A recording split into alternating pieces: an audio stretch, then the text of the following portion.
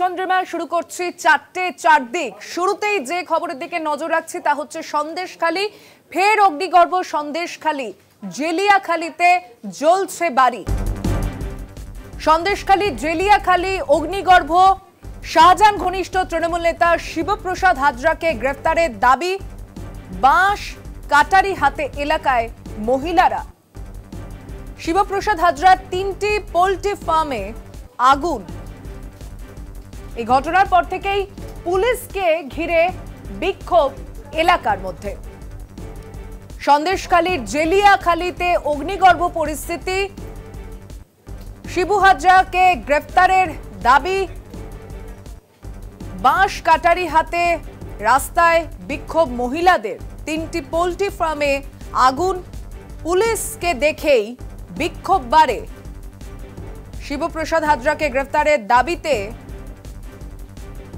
এলাকায় মহিলারা বাঁশ কাটারি হাতে নিয়ে বিক্ষোভ দেখাচ্ছেন। পুলিশ ঘটনাস্থলে গেলে পুলিশকে ঘিরে বিক্ষোভ।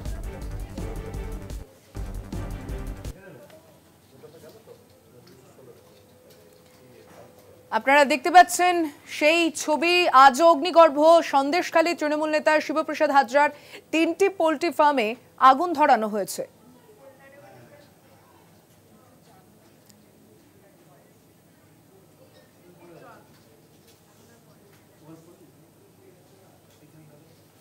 অগ্নিগর্ভ সন্দেশখালীর ছবি আরো দেখবো। আমি সরাসরি চলে যাচ্ছি জেলিয়াখালী থেকে। আমাদের সঙ্গে রয়েছেন প্রতিনিধি সঞ্জিত চক্রবর্তী। সঞ্জিত, সংঘর্ষ, জনরোষ এবং আজও যে অগ্নিগর্ভ পরিস্থিতি জেলিয়াখালীতে হয়ে রয়েছে, শিবপ্রসাদ হাজরার বাড়ির সামনে তুমি রয়েছো, কি খবর রয়েছে এখন?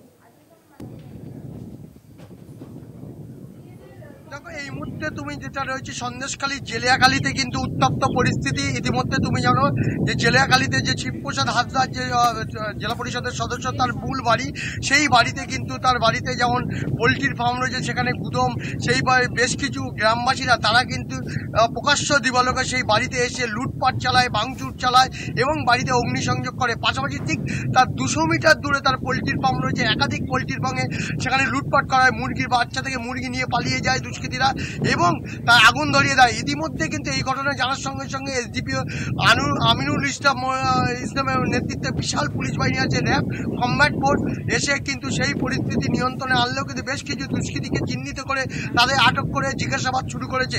প্রশ্ন হচ্ছে শিবপ্রসাদ অনুগামীরা যারা এই ইতিমধ্যে তারা মিছিল করছে, সেই মিছিলের ছবি ইতিমধ্যে আমরা যেটা দেখানোর চেষ্টা করেছিলাম, সেই মিছিল কিন্তু ইতিমধ্যে তারা দাবি করছে যে বিজেপি পরিকল্পিতভাবে হামলা চালাচ্ছে এবং তারা গ্রামবাসীদের সামনে রেখে বহিরাগত দুষ্কৃতীদের এনে তারা তাণ্ডব চালাচ্ছে। আমি সরাসরি সেই শিবপ্রসাদ হাজরার বাড়ি তোমার ছবিটা, ভেতরের ছবিটা দেখানোর চেষ্টা করব কলকাতা টিভির দর্শকদের।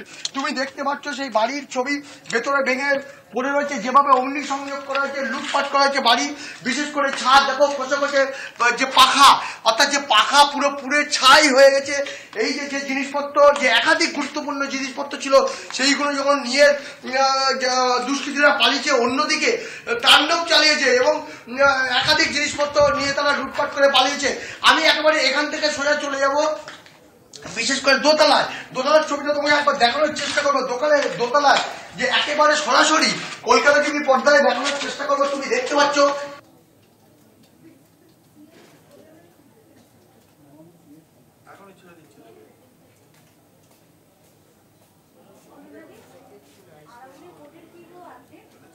পাখা পড়ে রয়েছে, আলমারি, যেসব জায়গায় দুষ্কৃতীরা লুটপাট করে চলে গেছে, এই যে তুমি দেখতে পাচ্ছ।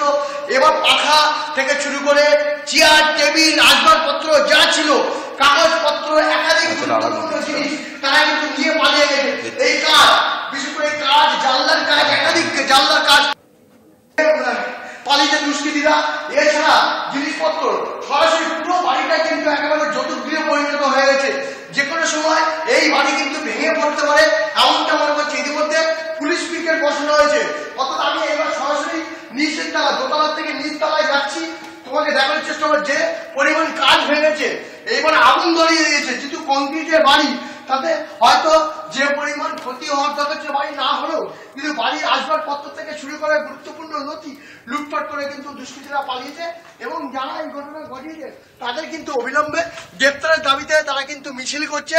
অর্থাৎ শিবপ্রসাদ হাজরার অনুগামীরা তারা বলছেন পরিকল্পিত হামলা, অর্থাৎ সামনে সাধারণ মানুষকে রেখে বহিরাগত দুষ্কৃতীদের এনে এখানে ভাঙচুর চালিয়েছে, অগ্নিসংযোগ করেছে, একাধিক জিনিসপত্র লুটপাট করে চলে গেছে। যারা এই ঘটনা ঘটছে অবিলম্বে গ্রেপ্তারের দাবিতে সন্দেশখালীতে শিবপ্রসাদ হাজরার অনুগামীরা কিন্তু মিছিল করছে।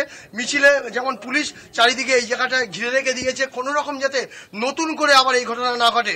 পাশাপাশি সন্দেশখালী আবার দ্বীপ অঞ্চল, যেখানে থানার সামনে ইতিমধ্যে আদিবাসী কিছু মহিলা তারা উত্তম সর্দার এবং শিবপ্রসাদ হাজরার গ্রেপ্তারের দাবিতে তারা বিক্ষোভ দেখাতে শুরু করেছে। তাদের ইতিমধ্যে পুলিশ আটকে রেখে দিয়েছে, অর্থাৎ তাদের দাবি দাওয়া নিয়ে তারা থানার সামনে তারা বিক্ষোভ দেখাতে শুরু করেছে। সুচন্দ্রিমা, সঞ্জিত, এই যে পরিস্থিতি, তৃণমূলের তরফ থেকে বলা হচ্ছে যে এলাকায় বহিরাগতরা উস্কানি দিচ্ছে এবং মহিলাদের এই যে বিক্ষোভ প্রদর্শন, সেখানে তারা অস্ত্র হাতে নিয়ে, বাঁশ কাটারি হাতে নিয়ে তারা এই বিক্ষোভ দেখাচ্ছে। সত্যি কি তারা বহিরাগত নাকি এলাকারই মানুষ? দেখো এর মধ্যে দেখো একটা সংগঠিত অপরাধ বা একটা বেআইনি জমায়েত করতে গেলে বহিরাগত কোনো বড় মাথা যদি না থাকে তাদের হাত, তারা এইভাবে প্রকাশ্য দিবলকে যেভাবে অস্ত্র নিয়ে মিছিল, বিশেষ করে বইলা দা বটি, পাশাপাশি অন্যদিকে লাঠি, বড় বড় লাঠি যে যার পাচ্ছে বাড়িতে নিয়ে বেরিয়ে পড়ছে। ইতিমধ্যে সন্দেশখালীর বিধায়ক তিনি দাবি করেছেন, বিশেষ করে তিনি বলেছেন যে লোকসভা নির্বাচনের আগে বিরোধীরা যে সন্দেশখালীর তৃণমূলের যে শক্ত ঘাঁটি সেখানে কিন্তু তারা ফায়দা তুলতে কিন্তু এই ধরনের ঘটনা ঘটছে এবং তারা প্রকাশ্যে বলেছেন যে বিজেপি এবং সিপিএম পরিকল্পিতভাবে পিছন দিক থেকে উস্কানি দিচ্ছেন এবং যারা পুরনো সিপিএম তারা কিন্তু সন্দেশখালীকে আবার নতুনভাবে, অর্থাৎ নতুনভাবে তারা ফিরে পাওয়ার চেষ্টা করছে, এমনটাই তিনি বলেছেন। তিনি বলেছেন তাদের এই আন্দোলন, তাদের এই বিক্ষোভ, এই ধরনের যেভাবে অশান্ত শান্তিপূর্ণ সন্দেশখালীকে অশান্ত করার চেষ্টা করছে এই সফল হবে না। কিন্তু সাধারণ মানুষের দাবি মূলত দুটো জায়গায়, অর্থাৎ যে দুটো নেতার উপরে, বিশেষ করে উত্তম সর্দার, শিবপ্রসাদ হাজরা, তাদের উপরে তাদের ক্ষোভ যে একাধিক জমি লিজের টাকা দেয় না, শুধু লিজের টাকা নিয়ে এবং সাময়িকভাবে অত্যাচার, অর্থাৎ বিভিন্ন সময় তারা দাবি দাওয়া নিতে গেলে বিভিন্ন সময় হুমকির মুখে মারধর হতে হয়। এই অত্যাচারের তারা নিষ্পত্তি চাইছে, অর্থাৎ শান্তি চাইছে। কিন্তু 3 বছরের আগের ঘটনা 3 বছর পরে কেন ঠিক নির্বাচনের আগে, অর্থাৎ 2024 সালের আগে এই ধরনের যে বিশেষ করে উত্তপ্ত হলো সন্দেশখালী, এটা কিন্তু একাধিক প্রশ্ন চিহ্ন উঠে গেল। তুমি জানো গত মাসে শেখ শাহজাহানের বাড়িতে ইডি রেড করার পরে ভাঙচুর, মারধর, একাধিক অভিযোগ, তিনি এখন অন্তরালে রয়েছে, কখনো জনসমক্ষে রয়েছেন। কিন্তু শাহজাহানের প্রশ্ন হচ্ছে শাহজাহানের যে সন্দেশখালীর জমি, যে শক্ত ঘাঁটি, তার নেতৃত্বে তাহলে কি জমি আলগা হতে চাইছে? বিরোধীরা এই সুযোগে কি সন্দেশখালীকে জায়গা পেতে চাইছে, রাজনৈতিকভাবে তা জায়গা নিতে চাইছে, অর্থাৎ 2024 লোকসভা নির্বাচনে ফায়দা তুলতে চাইছে? এটা কিন্তু একাধিক প্রশ্ন। এই বিশেষ করে শিবপ্রসাদের অনুগামীরা তারা বারবার দাবি করছেন যে যেভাবে পরিকল্পিতভাবে হামলা চালানো হচ্ছে জেলিয়াখালীতে, তুমি গত কয়েকদিন তুমি জানো সন্দেশখালী গ্রাম পঞ্চায়েতের ত্রিবণী এলাকায় আদিবাসীরা লাঠি নিয়ে মিছিল করেছে একাধিক দাবি দাবা নিয়ে, অর্থাৎ একদিকে যেমন তাদের জমির টাকা, লিজের টাকা, মানসিক অত্যাচার, শারীরিক অত্যাচার, বিভিন্ন রকম ভাবে তাদের হেনস্থা করা হয়েছে, এমনটা দাবি তুলে তারা মিছিল করেছে। ইতিমধ্যে পুলিশ 5 জনকে গ্রেপ্তার করেছে। তারপরে তারা পাল্টা, অর্থাৎ তৃণমূলের যে মিছিল হচ্ছিল সেই মিছিলে জন কেন্দ্রীয় বঞ্চনার প্রতিবাদে তারা যারা খেয়াঘাটে ফিরে আসছিল তাদের উপর অতর্কিত হামলা চালায়। এবার এই নিয়ে একাধিক বাড়ি ভাঙচুর করা হয়। তারপর আবার জেলিয়াখালীতে বাড়ি ভাঙচুর, অগ্নিসংযোগ, সবটাই কিন্তু এলাকা যথেষ্ট উত্তপ্ত রয়েছে। এখানকার মানুষ চাইছে যে শান্তিপূর্ণ জেলিয়াখালীকে এটা বিরোধীরা উস্কানি দিয়ে রীতিমতো উত্তপ্ত করার চেষ্টা করছে, কিন্তু তাদের রাজনৈতিকভাবে কোনো ফায়দা তুলতে পারবে না। সঞ্জিত সঙ্গে থাকো, জেলিয়াখালী থেকে আমাদের প্রতিনিধি সঞ্জিত চক্রবর্তীর সঙ্গে কথা বলছি, কিন্তু একবার শোনাবো এই যে পরিস্থিতি নিয়ে শুভেন্দু অধিকারী কি মন্তব্য করেছেন।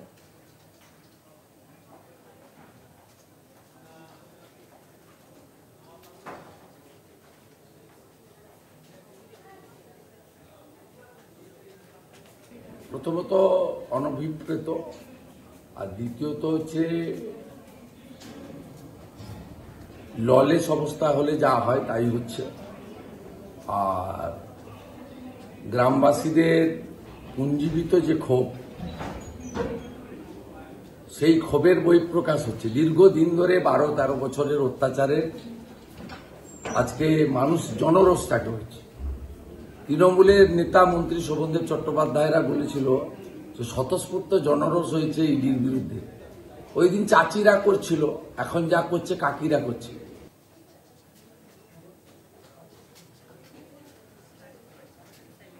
সন্দেশখালী ঘটনা নিয়ে কুণাল ঘোষের প্রতিক্রিয়া শুনুন। কিছু মানুষকে কিছুক্ষণের জন্য কোনো হয়তো ক্ষোভ ছিল, কোনো ব্যক্তির আচরণে কোনো গলত থাকতে পারে, কোনো ব্যক্তির সঙ্গে আর একটা ব্যক্তির কোনো সমস্যা থাকতে পারে, তো সেই সমস্যার জন্য সেখানে বিজেপি, সিপিএম, কংগ্রেসের একাংশ আর একটা দল মানুষকে উস্কে একটা সাময়িক গণ্ডগোলের চেষ্টা করেছে, প্ররোচনা দিয়েছে।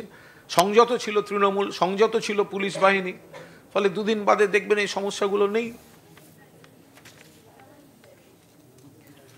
আমি আবারও চলে যাচ্ছি, আমাদের প্রতিনিধি সঞ্জিত চক্রবর্তী রয়েছেন আমাদের সঙ্গে জেলিয়াখালী থেকে। সঞ্জিত, তুমি যে বাড়ির ভেতরের ছবি দেখালে শিবু হাজরা, সেখান থেকে যে দূরত্বে এই বিক্ষোভ চলছে এবং মহিলাদের উপস্থিতি, পুলিশের ভূমিকা নিয়ে তৃণমূল কংগ্রেস বলেছেন কুণাল ঘোষ, তিনি সাংবাদিক বৈঠকে। নজরে আসছে কি প্রশাসনের তৎপরতা? দেখো, অভিযোগ পাল্টা অভিযোগ ইতিমধ্যে সন্দেশখালী থানায় হয়েছে। বিশেষ করে 3টে মামলা করা হয়েছে। একটা পুলিশের তরফ থেকে যেমন সুমোটো মামলা করা হয়েছে এবং গ্রামবাসী পক্ষ থেকে মামলা করা হয়েছে, এবং পাল্টা শিবপ্রসাদ হাজরা অর্থাৎ জেলা পরিষদের সদস্য এবং তিনি সিপিএমের প্রাক্তন বিধায়ক নিরাপদের সর্দার সহ 111 জনের বিরুদ্ধে তিনি থানায় লিখিত অভিযোগ দায়ের করছেন। একদিকে খুনের চেষ্টা, অন্যদিকে লুটপাট, ভাঙচুর, অগ্নিসংযোগ, একাধিক ধারায় মামলা হয়েছে। পাশাপাশি তিনি ইতিমধ্যে পুলিশ কিন্তু 5 জনকে গ্রেপ্তার করলো। কিন্তু আজকে নতুন করে আবার জেলিয়াখালীতে এই ধরনের ঘটনা ঘটলো কেন? তাহলে কি সন্দেশখালী দ্বীপ অঞ্চলে উত্তপ্ত হওয়ার পর তাহলে এটা কি আবার উস্কানি দিয়ে আবার নতুন করে একটা সন্দেশখালী অন্য একটা দ্বীপে কি এই আগুন ছড়ানোর চেষ্টা হয়েছে? এটাও কিন্তু হচ্ছে। পুলিশ ইতিমধ্যে কিন্তু কঠোর পদক্ষেপ নিয়েছে। ইতিমধ্যে এসডিপির নেতৃত্বে বিশাল পুলিশ বাহিনী বাড়ি বাড়ি থেকে দুষ্কৃতীদের তল্লাশি করছে। অর্থাৎ দুষ্কৃতীদের যেমন একদিকে তল্লাশি করে তাদের আটক করে জিজ্ঞাসাবাদ করছে, অন্যদিকে তারা প্রত্যক্ষভাবে দরিদ্র তাদেরকে মদত দিল কে?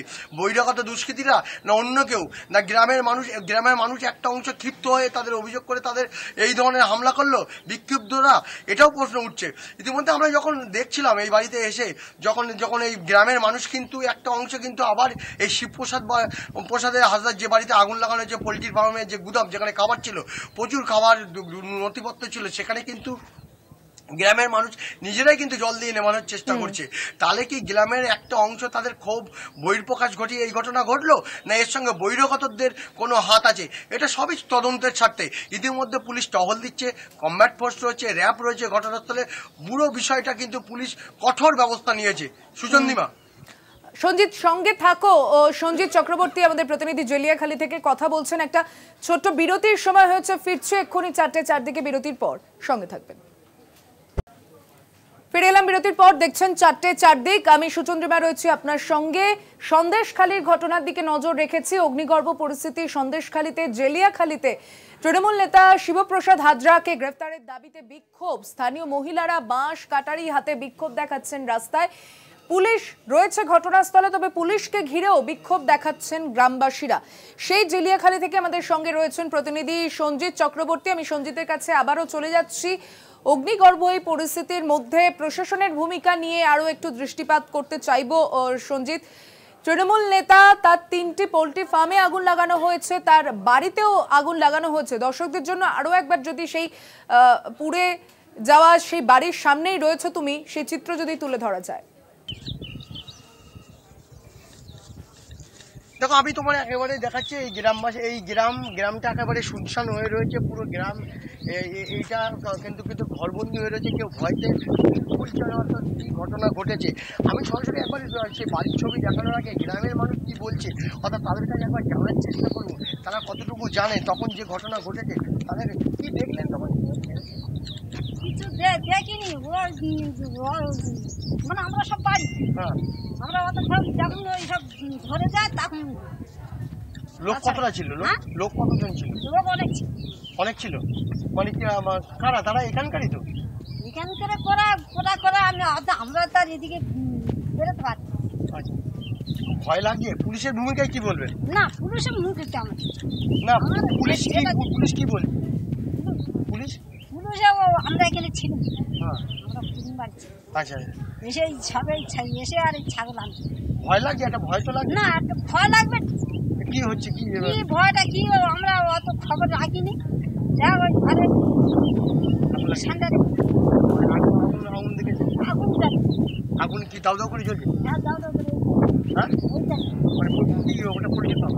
হ্যাঁ হ্যাঁ দেখো সুতিমা, তোমায় একবার জানার চেষ্টা করছি, এরা কিন্তু গ্রামবাসীরা জানলেও এখন ভয়তে মুখ খুলতে চাইছে না। বিশেষ করে তুমি দেখতে পাচ্ছ, আমি একবার সরাসরি তুমি একদিকে যেমন রয়েছে গ্রামের মানুষ, অন্যদিকে যে শিবপ্রসাদ যে এই যে এলাকাটা, এটা কিন্তু বিশেষ করে শিবপ্রসাদ হাসদার এলাকা, বিশেষ করে এই অঞ্চলে বিস্তীর্ণ অঞ্চল জমি রয়েছে তার, অর্থাৎ একদিকে মেচোগড়ি রয়েছে, অন্যদিকে ধানের জমি। আমি ধানের জমিটাও তোমাকে একবার দেখানোর চেষ্টা করবো কলকাতা টিভি দর্শকদের, তেও এই প্রচুর পরিমাণে রয়েছে। আমি সরাসরি একবার গ্রামের যে এখন যে পরিবেশ, গ্রামে পুলিশ থাকলেও কিন্তু তুমি কয়েক পুলিশ রয়েছে, ঠিক ওই জায়গাটা সিভিক পুলিশ এমনি পুলিশ তারা বসে রয়েছে, পরিস্থিতি কিন্তু অন্য যে জায়গাটা ঘটনা ঘটছে এলাকাটা যথেষ্ট থমথমে এবং ভয়ে মানুষ সিটিয়ে রয়েছে। আমি একবার সরাসরি আবার একদমই সঞ্জিত সঙ্গে থাকো। সঞ্জিত চক্রবর্তী, আমাদের প্রতিনিধি জিলিয়াখালীর শিবপ্রসাদ হাজরার বাড়ির সামনে চিত্রটা দেখাচ্ছেন। আমি থানার সামনের ছবিটা আরো একবার দেখাবো। এই যে মহিলাদের বাঁশ কাটারি হাতে সেই বিক্ষোভের কথা আগে বলেছিলাম, থানার সামনে গিয়ে তারা বিক্ষোভ দেখাচ্ছেন এই মুহূর্তে। সন্দেশখালী থানার সামনের ছবি দেখছেন সরাসরি, মহিলাদের বিক্ষোভ থানার সামনে পৌঁছে গিয়েছে।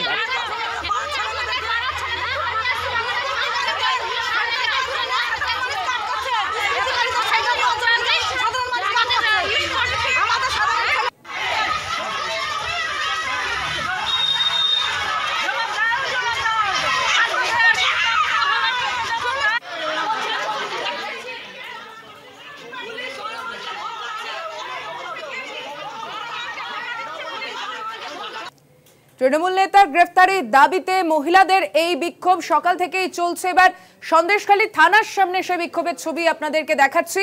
আবারও চলে যাচ্ছি শিবহাজার বাড়ির সামনে থেকে, আমাদের সঙ্গে রয়েছেন প্রতিনিধি সঞ্জয় চক্রবর্তী। সঞ্জয়, জেলিয়াখালীর যে চাষের জমি এবং যে এলাকায় এই তৃণমূল নেতার প্রভাব, সেখানকার মানুষজন ভয় মুখ খুলছেন না। সকাল থেকে তার বাড়িতে এইভাবে অগ্নিকাণ্ডের ঘটনা ঘটেছে, 3টি পোল্ট্রি ফার্ম জ্বলেছে, কিছুই দেখেননি তারা?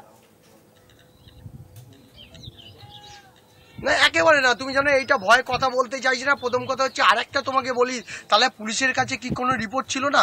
পুলিশ কেন বারবার এই সন্দেশখালী বেশ কদিন ধরে অগ্নিগর্ভ হয়ে গেল, তারপরে যে জেলিয়াখালীতে এই ধরনের একটা ঘটনা ঘটতে পারে, একাধিক পোলট্রি ফার্মে আগুন লাগতে পারে, বাড়ি ভাঙচুর করতে পারে, তাহলে কি সেই প্রশ্ন উঠে আসলো?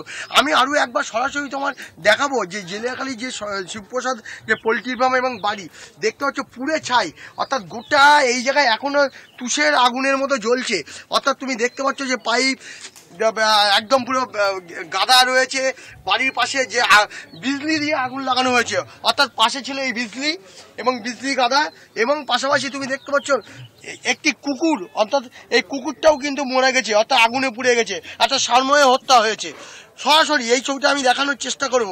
পাশাপাশি এছাড়াও দেখতে পাচ্ছ কাঁচ, অর্থাৎ এই কাঁচ ভেঙে পুরো জায়গা একদম লোপাট হয়ে যেত। আমি আরেকবার সরাসরি যে বাড়ির মূল গেট, সেই মূল গেটের দেখতে পাচ্ছ সেই জায়গার থেকে কিভাবে আগুন অগ্নিগর্ভ হয়ে জানলা দিয়ে আগুন লাগানো হয়েছে তার বাড়িতে। বিশেষ করে তার এই যে একাধিক জিনিসপত্র তোমাকে আমি সরাসরি দেখানোর চেষ্টা করব।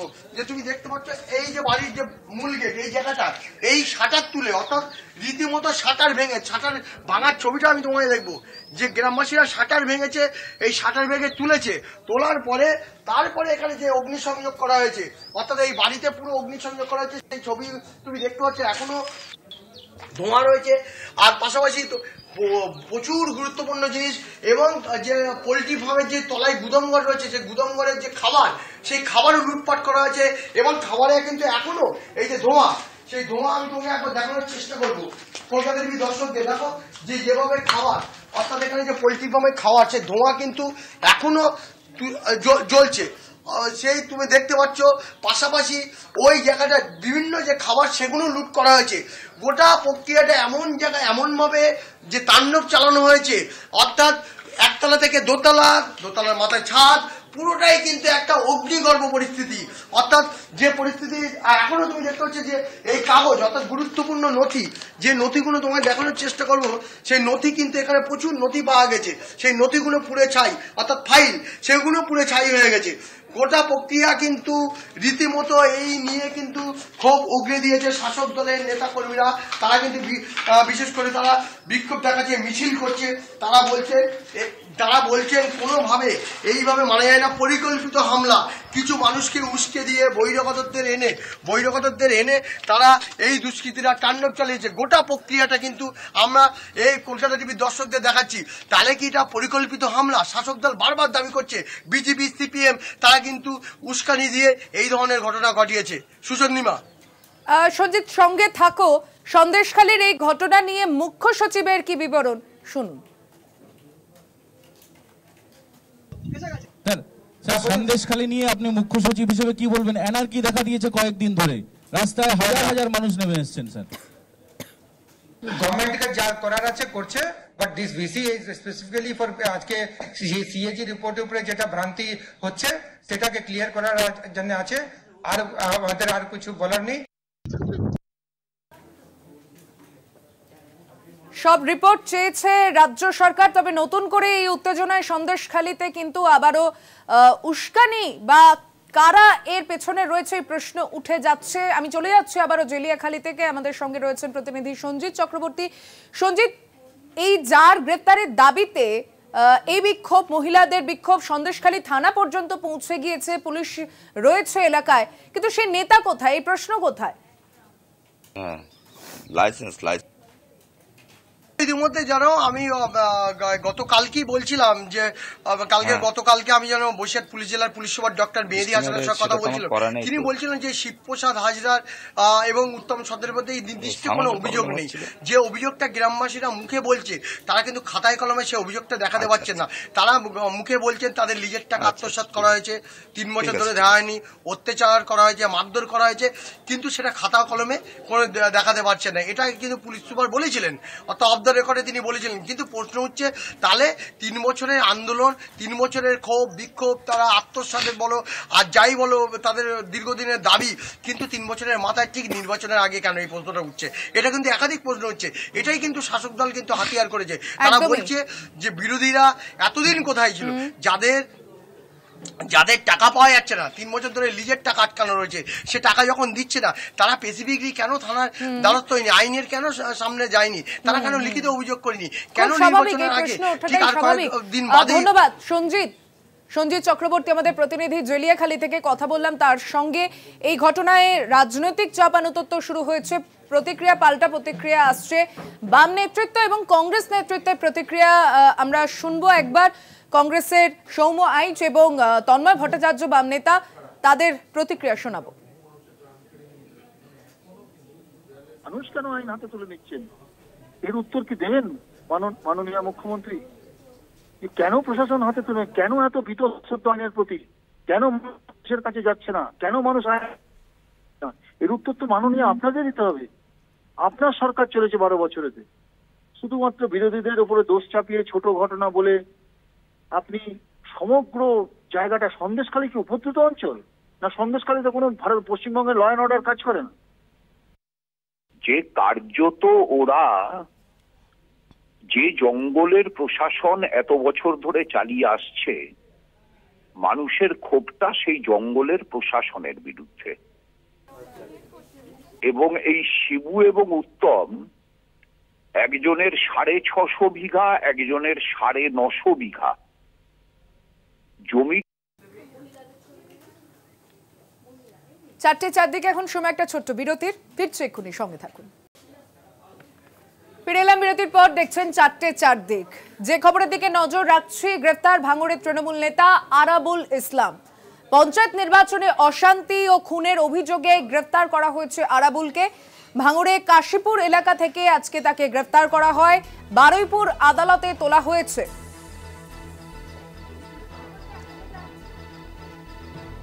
বারুইপুর আদালতে আজ তাকে পেশ করা হয়েছে। পঞ্চায়েত ভোটে খুন এবং অশান্তির অভিযোগের ভিত্তিতে কাশীপুর এলাকা থেকে গ্রেফতার আরাবুল ইসলাম। আজ তাকে বারুইপুর আদালতে পেশ করা হয়েছে। জেলা আদালতে পুলিশ হেফাজতের আবেদন চেয়েছে পুলিশ। কথা বলবো, টেলিফোনে রয়েছেন প্রতিনিধি প্রিয়গোপাল মুখার্জি। কি জানা যাচ্ছে এখন? দিদি, তোমাকে প্রথমেই বলে রাখি যে গতকাল উত্তর কাশীপুর থেকে ভাঙড়ের প্রাক্তন বিধায়ক আরাবুল ইসলামকে গ্রেপ্তার করে কাশীপুর থানার পুলিশ। ধৃতকে আজ তথা শুক্রবার বারুইপুর মহকুমা আদালতে 14 দিনের পুলিশ হেফাজত চেয়ে পেশ করা হয়। তার বিরুদ্ধে 147, 148, 149, 188, 332, 353, 25, 27 ও 302 ধারায় এরকমই একাধিক ধারায় মামলা রুজু করেছে পুলিশ। ধৃতকে 14 দিনের পুলিশ হেফাজতের আবেদন জানিয়ে কাশীপুর থানার পুলিশ বারুইপুর আদালতে আজ পেশ করে।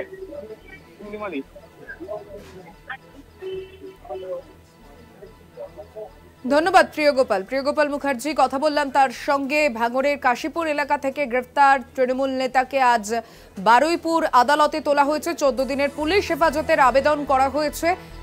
পঞ্চায়েত ভোটে অশান্তি ও খুনের অভিযোগে গ্রেফতার করা হয় আরাবুল ইসলামকে। লোকসভা নির্বাচনের আগে পুলিশের জালে তৃণমূলের দাপুটে নেতা আরাবুল ইসলাম।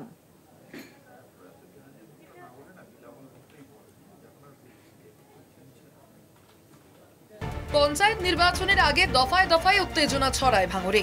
চলে লাগাতার বোমাবাজি, গোলাগুলি এবং সংঘর্ষ। লোকসভা নির্বাচনের আগেও ছবিটা ঠিক একই। আরাবুল ইসলামের গ্রেফতারে ঘিরে উত্তাল রাজ্য রাজনীতি। উত্তপ্ত ভাঙড়ে আইএসএফ এর একাধিক কর্মী খুনের অভিযোগে পুলিশের জালে ভাঙড়ের দাপুটে নেতা।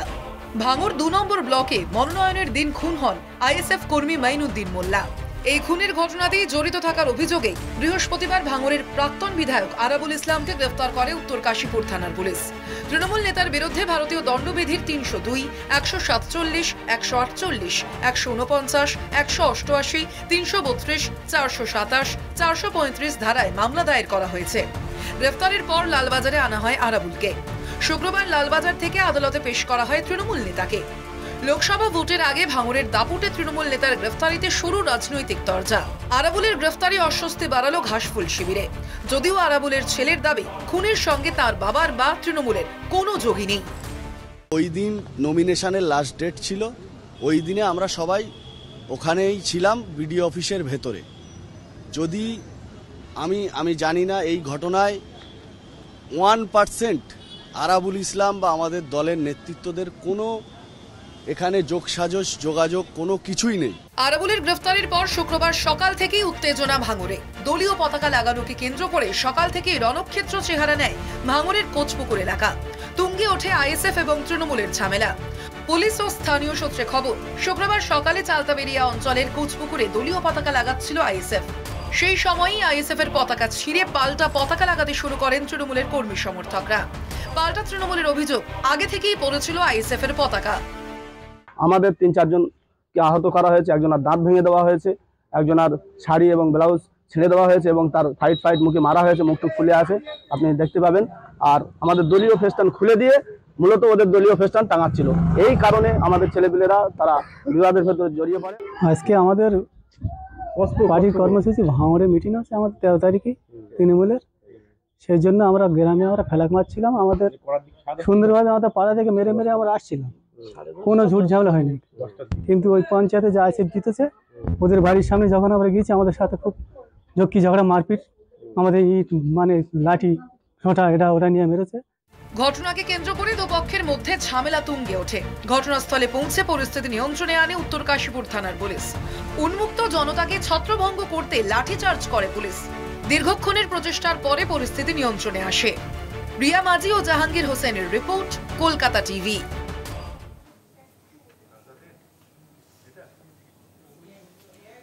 দেবের পর নুসরতের পোস্ট ঘিরে ধোঁয়াশা। সংসদে আমার শেষ দিন লেখা পোস্টে কিসের ইঙ্গিত? একই সঙ্গে বসিরহাটে প্রতিনিধি করার জন্য মুখ্যমন্ত্রীকে ধন্যবাদও জানান তাকে। তবে কি এবার রাজনীতি থেকে বিরতি নিচ্ছেন, নাকি টিকিট পাওয়া নিয়ে জল্পনার জেরে আগে ভাগেই সরে দাঁড়াচ্ছেন তারকা রাজনীতিবিদ নুসরত? একাধিক প্রশ্ন ঘুরছে রাজনৈতিক মহলে। দেবের পর নুসরাত, সংসদে আমার শেষ দিন লেখা পোস্টে সরু জোর জল্পনা। বৃহস্পতিবার সংসদের শেষ দিনে বক্তব্য রাখেন বসিরহাটের সাংসদ নুসরাত জাহান। এদিন 100 দিনের মনরেগা স্কিমের আওতায় কাজ করা কর্মীদের বকেয়া টাকা নিয়ে বক্তব্য রাখেন তিনি। Our Honorable CM has also met the Prime Minister and discussed about the 80,000 crore rupees blocked, which is all in the interest of people and their hard-earned money. We want it back, sir. Please look into it and release the money. সংসদে অধিবেশন শেষ হতেই তার social media account থেকে একটি post করা হয়, যাকে ঘিরেই শুরু হয়েছে জল্পনা। সংসদে আমার শেষ দিন, ঈশ্বর এবং আমাদের সম্মানীয় দিদি মমতা বন্দ্যোপাধ্যায়ের কাছে আমি কৃতজ্ঞ বাংলার মানুষের জন্য, তাদের হয়ে কথা বলতে সুযোগ পাওয়ার জন্য, বিশেষ করে বসিরহাট নির্বাচনী এলাকার মানুষের হয়ে কথা বলতে পারার জন্য, ভালোবাসা এবং সমর্থন দেওয়ার জন্য সবাইকে ধন্যবাদ। সামনেই লোকসভা ভোট, তার আগে একের পর এক অভিনেতা সাংসদদের পোস্ট ঘিরে তুঙ্গে তরজা। নুসরাত জাহান এতদিন অভিনয়ের পাশাপাশি রাজনীতিও সামলেছেন, তবে বারবার বিতর্কের মুখেও পড়েছেন বসিরহাটের সাংসদ। আচমকা তার এই পোস্টে প্রশ্ন উঠছে, তবে কি তিনি আর ভোটে দাঁড়াচ্ছেন না, নাকি টিকিট পাচ্ছেন না? রাজনীতি থেকে কি সরে যাচ্ছেন নুসরাত? উত্তরের অপেক্ষায় রাজনৈতিক মহল। কলকাতা টিভি। আসছে পরের খবরে, ক্যাগ রিপোর্টে দুর্নীতি, নবান্নর জবাব। ইউটিলাইজেশন সার্টিফিকেট জমা করেছে সরকার, 2023 পর্যন্ত সব সার্টিফিকেট জমা। কেন্দ্রের দল একাধিকবার রিপোর্ট চেয়েছে, সব রিপোর্টের জবাব দিয়েছে রাজ্য সরকার, দাবি নবান্নের। ক্যাগ রিপোর্টে দুর্নীতির জবাব দিল নবান্ন। ইউটিলাইজেশন সার্টিফিকেট জমা করেছে সরকার, 2023 পর্যন্ত সব সার্টিফিকেট জমা। কবে কবে সার্টিফিকেট জমা নথি দেখিয়ে দাবি নবান্নের তরফে। গত 2 বছরে 334 কেন্দ্রীয় দল রাজ্য পরিদর্শনে আসে, বিভিন্ন প্রকল্পের খরচ খতিয়ে দেখেন তারা। কেন্দ্রের দল একাধিকবার রিপোর্ট চেয়েছে, সব রিপোর্টের জবাব দিয়েছে রাজ্য সরকার। বিভিন্ন প্রকল্পের খরচ খতিয়ে দেখেন তারা, সব রিপোর্টের জবাব দিয়েছে রাজ্য সরকার। 2023 পর্যন্ত সব সার্টিফিকেট জমা করেছে সরকার, দাবি নবান্নের। আমাদের সঙ্গে রয়েছেন আমাদের বিশেষ প্রতিনিধি দীপ্তিমান ভট্টাচার্য। দীপ্তিমান, দেখো আজকে যে সাংবাদিক সম্মেলন হয়েছে সেখানে কিন্তু একটা বিষয় স্পষ্ট করে দিয়েছেন আগে, যেই ইউটিলাইজেশন সার্টিফিকেট নিয়ে প্রশ্ন তুলেছে ক্যাগ, সেই ইউটিলাইজেশন সার্টিফিকেট কিন্তু ক্যাগ যেটা অভিযোগ করেছে বা যেটা রিপোর্ট জমা দিয়েছে সেখানে বলা হয়েছে যে ইউটিলাইজেশন সার্টিফিকেট জমা করা হয়নি। আজকে কিন্তু চিফ সেক্রেটারি স্পষ্ট বলে দিলেন যে প্রত্যেকটি যে 8টা দপ্তরের বিরুদ্ধে এই অভিযোগ উঠেছে, সেই 8টা দপ্তরের সেক্রেটারি এবং প্রিন্সিপাল সেক্রেটারিদের নিয়ে তিনি বৈঠক করেছেন এবং বৈঠকে তিনি স্পষ্ট বললেন যে যেই বিষয়গুলো নিয়ে বলা হয়েছিল যে ইউসি জমা দেওয়া হয়নি, প্রত্যেকটারই কিন্তু ইউসি জমা দেওয়া হয়েছে। কারণ তার বক্তব্য হচ্ছে 324টি কেন্দ্রীয় দল এখানে এসেছিল এবং এই যে 324টি কেন্দ্রীয় দল এখানে এসছে পিএনআরডি থেকে বিভিন্ন দপ্তরের, এবং প্রত্যেকটা জায়গায় তারা কিন্তু বিভিন্ন সময় প্রশ্ন করেছেন যে এর উত্তর চাই, এর উত্তর চাই, প্রত্যেকটা জায়গার উত্তর দেওয়া হয়েছে। এবং কেন্দ্র সরকারের যেটা সব থেকে বড় পলিসি যে একটার ফান্ড যতক্ষণ না শেষ হচ্ছে, তার ইউসি জমা পড়ছে, ততক্ষণ পরবর্তী ফান্ড কিন্তু ছাড়া হয় না। সেক্ষেত্রে আমরা যদি 2002 সাল থেকে নিয়ে এখনো পর্যন্ত যদি আমরা ফান্ড জমা না দিয়ে থাকি, ফান্ডের ইউসি যদি জমা না দিয়ে থাকি, তাহলে পরবর্তীকালে ফান্ডগুলো কি করে ছাড়া হলো, এই বিষয়ে যদি ক্যাগের যদি কোনো প্রশ্ন থাকতো তাহলে তারা সেটা করতে পারতো এবং এখনো যদি জমা করতে দিতে বলা হয় তাহলে তারা জমা করতে হবে। কিন্তু এই ইউসি সার্টিফিকেট কিন্তু এখন তৈরি করা না, আগের তৈরি করা। এবং যখন যেখানকার যা কাজ শেষ হয়েছে, এই ক্যাগ রিপোর্ট 2002 সাল থেকে নিয়ে 2021 সাল, এই যে দীর্ঘ 20 বছরের যে ক্যাগ রিপোর্ট যেটা জমা দেওয়া আছে, যেটা 2021 বলে পাবলিশ করা হয়েছে, এখানেও তিনি কিন্তু একটা অবজেকশন তুলেছেন এবং তিনি বলেছেন যে এটা কিন্তু মূলত 2021-এর নয়, এটা 2002 থেকে নিয়ে 2021 পর্যন্ত। অর্থাৎ এই যে পুরো further allocation of land, further allocation of fund, এটা ততক্ষণ করা যায় না যতক্ষণ না প্রিভিয়াস ফান্ড জমা পড়ছে এবং প্রিভিয়াস ফান্ডের যতক্ষণ না ইউসি জমা পড়ছে। এবং সব থেকে বড় বিষয় যে 2022 থেকে 23 এবং 23 থেকে 24 এই দীর্ঘ 2 বছরের মধ্যে 324 বার কিন্তু কেন্দ্রীয় দল এসছে এবং 324টা যে কেন্দ্রীয় দল এসছে। দীপ্তিমান, সঙ্গে থাকো, আমাদের বিজেপি মুখপাত্র শ্রমিক ভট্টাচার্য রয়েছেন আমাদের সঙ্গে টেলিফোন লাইনে।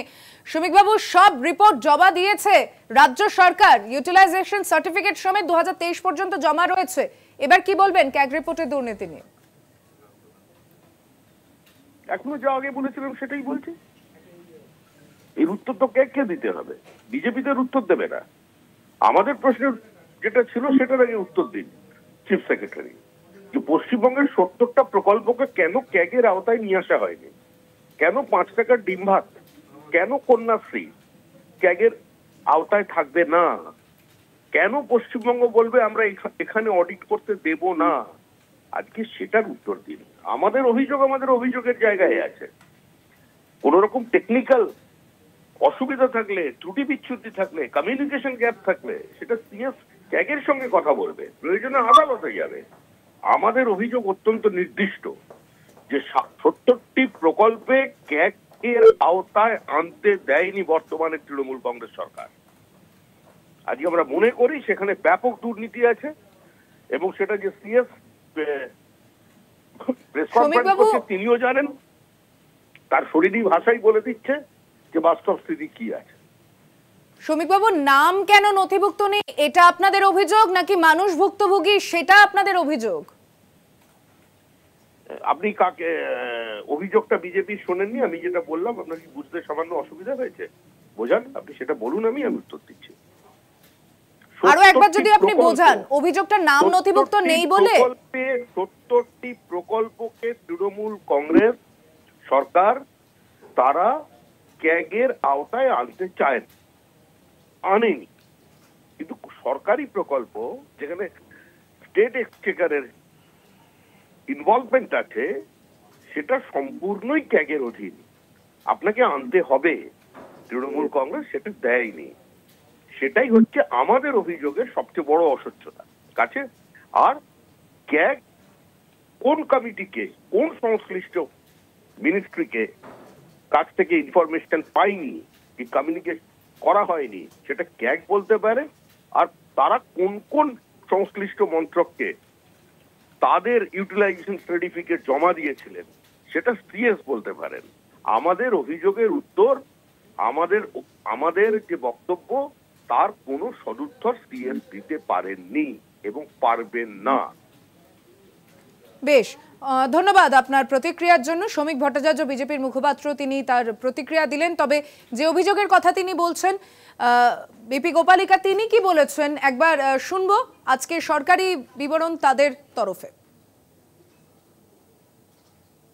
এই যে রিপোর্ট আছে এটা স্টেট গভর্নমেন্ট মানতে পারছে না, এটা বলা যেতে পারে একটা ভুল রিপোর্ট আছে, সঠিক তথ্য এর মধ্যে থেকে আসছে না।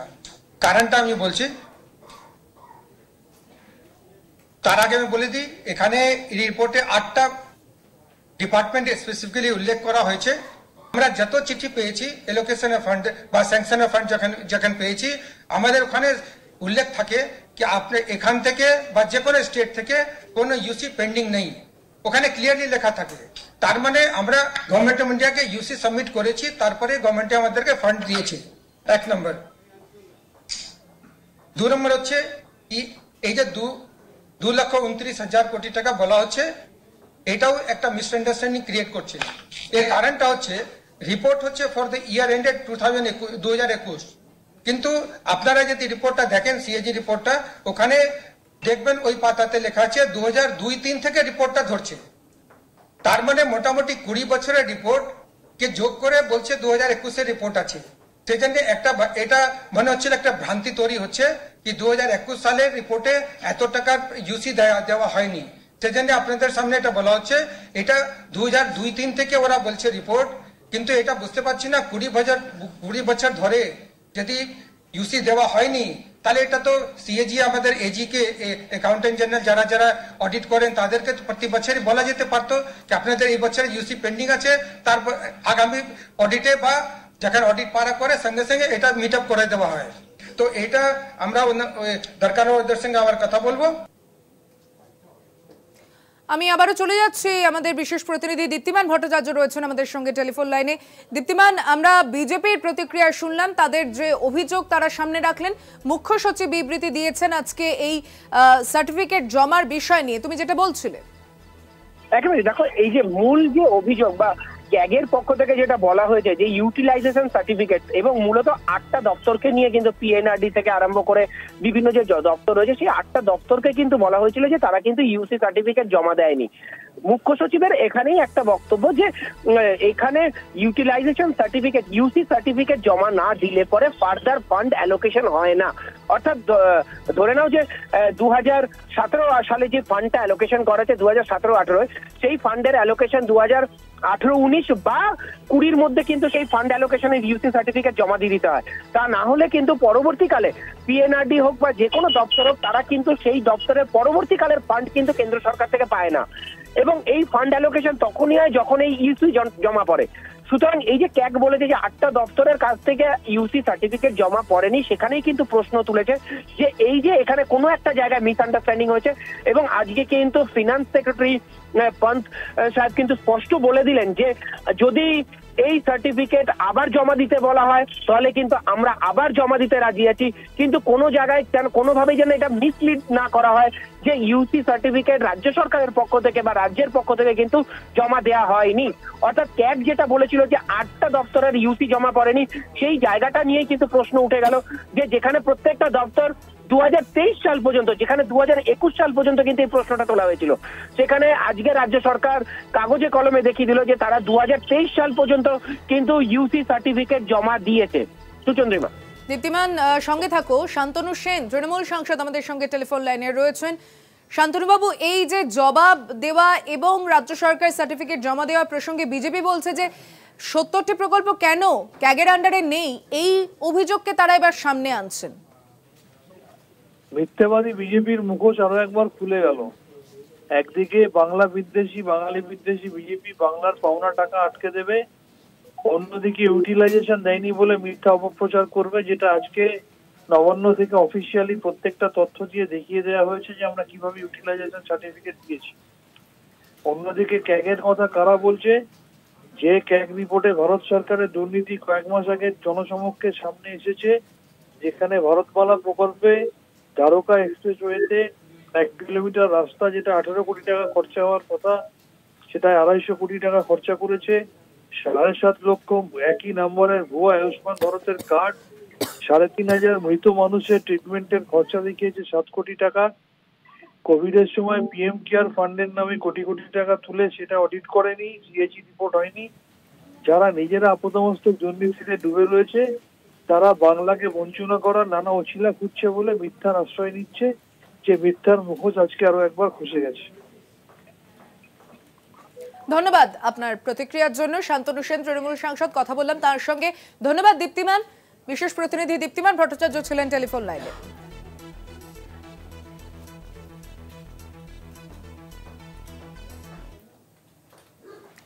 চারটে চারদিকে এখন সময় আরো একটা বিরতি। ফিরছি এক্ষুনি, সঙ্গে থাকবেন। বিজেপির মুলতবি প্রস্তাব খারিজ ঘিরে উত্তপ্ত হয়ে উঠল বিধানসভা। শুক্রবার তুমুল হই হট্টগোলের পর ওয়াকআউট করেন বিরোধীরা। বিরোধী দলনেতা সহ বিজেপি বিধায়কদের অভিযোগ, চা শ্রমিকদের জমির পাট্টা দান নয়, তাদের জমির মালিকানা দিতে হবে। এ নিয়ে মুলতবি প্রস্তাব আনে রাজ্যের প্রধান বিরোধী দল। বিজেপি বিধায়ক মনোজ ওরাওকে এই প্রস্তাব পাঠ করতে দেওয়া হলেও তা নিয়ে আলোচনার অনুমতি দেননি স্পিকার বিমান বন্দ্যোপাধ্যায়। এর জেরেই শুরু হয় হট্টগোল। প্রথমে বিধানসভার ভিতরেই বিক্ষোভ দেখাতে শুরু করেন বিজেপি বিধায়করা, পরে বাইরে বেরিয়ে এসে চলে বিক্ষোভ। এদিকে শুভেন্দু সহ বিজেপি বিধায়কদের বিরুদ্ধে অধিবেশনে রাজ্য সঙ্গীত চলাকালীন বাধা দেওয়ার অভিযোগ উঠেছে।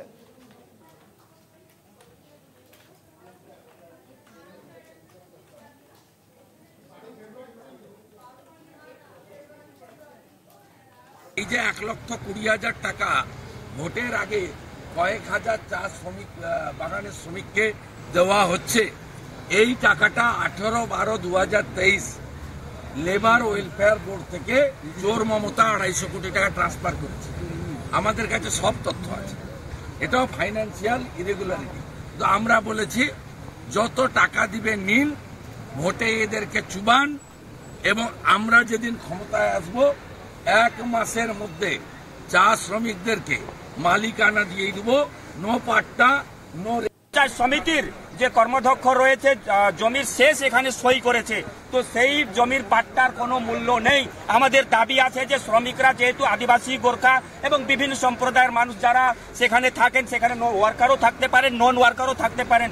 আমাদের দাবি আছে যে শ্রমিকরা যেখানে 150-200 বছর ধরে থাকছে, যে কোয়ার্টারগুলো রয়েছে, যে তাদের অধীনে রয়েছে শ্রমিকদের, সে জমিগুলোকে তাদের মালিকানা হক দিতে হবে। এর পরিপ্রেক্ষিতে আমরা আজকে বিধানসভায় একটি মুলতবি প্রস্তাব এনেছিলাম এবং স্পিকার সাহেবকে বলেছিলাম যে যেহেতু চা বাগান উত্তরবঙ্গের একটি মূল শিল্প, সেখানে বিস্তারিত আলোচনা করা হোক, কিন্তু সেখানে আমাদের অধ্যক্ষ মহোদয় আমাদেরকে আলোচনা করার কোনো সুযোগ দেয়নি। যে বিগত দিনে যেভাবে ঘটে আসছে সেভাবে আজকেও হয়েছে, আমাদের কোনো আলোচনার কোনো সুযোগ করে দেয়নি। তাই আমরা আজকে ওয়াকআউট করে বেরিয়েছি। আমাদের দাবি আছে যে পাট্টা দেওয়া আছে সেটাকে আমরা পাট্টা মানছি না। আমাদের যে শ্রমিকরা যে জায়গাতে থাকছে তাদের শ্রমিকদেরকে মালিকানা হক দিতে হবে। তার জন্য আমরা আজকে একটা মুলতবি প্রস্তাব এনেছিলাম। ফেসবুক লাইভে শিবসেনা নেতার ছেলেকে গুলি করে খুন। উদ্ধব ঠাকরে গোষ্ঠীর নেতার ছেলে অভিষেক ঘোসালকারকে গুলি করে খুন। বৃহস্পতিবার ঘটনাটি ঘটে মুম্বাইয়ের দাহিসার এলাকার MHB কলোনিতে। পুলিশ সূত্রে খবর, হামলার ঘটনাটি ঘটে মরিস নরোনহা, যিনি মরিস ভাই নামেও পরিচিত, তার অফিসে। সেখানে গিয়েছিলেন শিবসেনার প্রাক্তন কাউন্সিলর বিনোদ ঘোসালকারের ছেলে অভিষেক।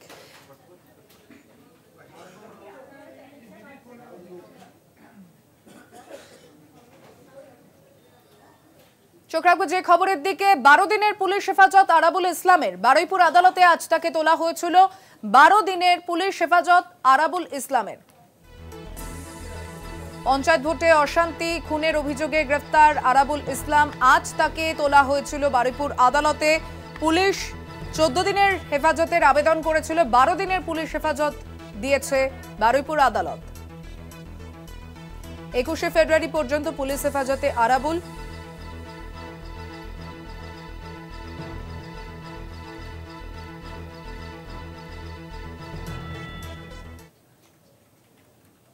চারটে চারদিক এখন এই পর্যন্তই। আপনি দেখছেন কলকাতা টিভি, রাত দিন 7 দিন।